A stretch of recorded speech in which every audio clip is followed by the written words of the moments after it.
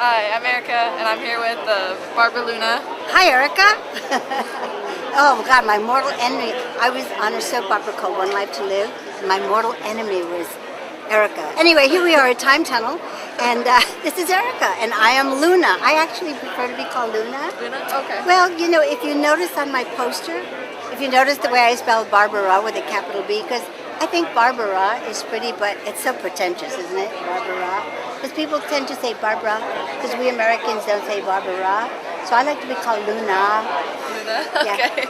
Anyway, there's a lot of photos here. This is obviously from Mirror Mirror, classic track, in which I played a character called Marlena Moreau. And of course, this is the wonderful William Shatner and Nichelle Nichols. My sister, she watches him on Boston Legal now. You know, I am so sorry that Boston Legal is no longer on the air, because this man is so funny. I mean, every time he said Denny Crane, I mean, it's like he's like constantly reinventing himself. We're talking, of course, about William Shatner. Interestingly, when I was filming this segment called Mirror Mirror, the fourth day into shooting, I woke up with a strep throat, and I went to the studio, and the doctor said, "Oh no, we have to send her home," because I was so contagious. And of course, the only scene that we had left with William Shatner was the kissing scene. Oh. So we actually closed down that particular segment, and they went on to film another show, and then I went back 2 months later. And apparently, when I went back 2 months later, I had lost a little bit of weight. So the costume I was supposed to wear, Gene Roddenberry said, no, this costume is not good. So the genius of Bill Tice, who was then the wardrobe man for Star Trek, he came out with this material, and he just like draped this material over me, the caftan, which is in the cabin scene in Mirror Mirror. I do not have a photo of that. I wish I did.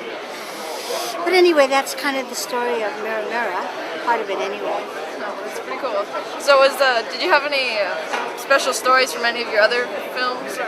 Well, yeah, when I filmed Kuri in Buck Rogers, oh gosh, when they asked me to do it, I actually could not do it because I had signed to do something else. So they hired another girl, and then they called me up a few days later and they said, "We really need you to do it." And I was working with an actor named Tom Christopher, whom they brought in to play the character of Hawk. And when I was leaving One Life to Live, he was coming in behind me, and that was kind of upsetting because I would like to work with him again. But when we were doing Buck Rogers, we wore these feathered caps, which you will see in this. That one right there? Here. It's really cool. Kuri was very cool, but it was really hot. Yeah, I could imagine. And because they brought me in, they were in a hurry to do it. So when they made this headpiece, they put it on a rubber cap. So they didn't cut the ears out. So it was like if you talk right now, it's like being underwater. So it was like I couldn't hear anything, and it was really hot, and like the feathers were molting, just molting all over the studio. You're BarBara Luna? I am.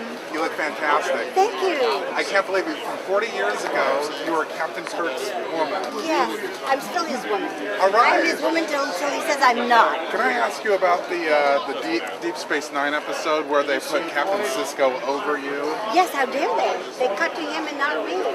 I couldn't believe that they did that. I was going, where's Barbara? They probably saved some money by doing it You know, you that had way. your hair piled up so high, I couldn't believe that they could get him over all of that hair, you know? I know. When I want a good laugh, here's what I look at. There it is. Look at the 60s hair. It was like one of those. How dare they put Captain Sisko over this woman? I would send a stinging letter to Paramount if I were you. I want to. Thanks. I guess we just had a guest speaker. And we don't know his name either. Yeah. Let me show you something really cute. When people say to me, "You retired in 1989, why did you do that? You're still so young." So I say, well, here, let me show you something really cute.